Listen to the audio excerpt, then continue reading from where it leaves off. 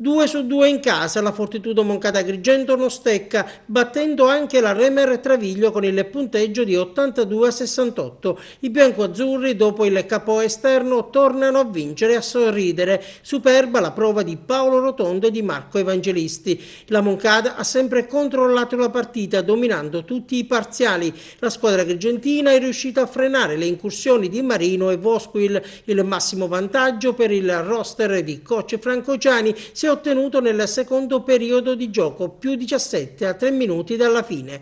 Top scorer per i biancoazzurri Cannon con 18 punti. La Fortitudo adesso dovrà affrontare 2 trasferte consecutive. Saranno di scena i biancoazzurri a Tortona e a Casale Monferrato, ma intanto si godono l'importante successo di ieri che consegna fieno in cascina e da morale. Affronteremo le trasferte con maggiore serenità, ha dichiarato il coach Ciani. Incontreremo 2 squadre importanti, se non le migliori di questo avvio di stagione. Mettere da parte punticini utili è una cosa giusta. La squadra ha una voglia di lottare che mi piace non solo a me, ma anche al pubblico che continua ad apprezzare e gradire. Sono ancora le parole del coach bianco-azzurro. In effetti la squadra vince e convince e la tifoseria si diverte.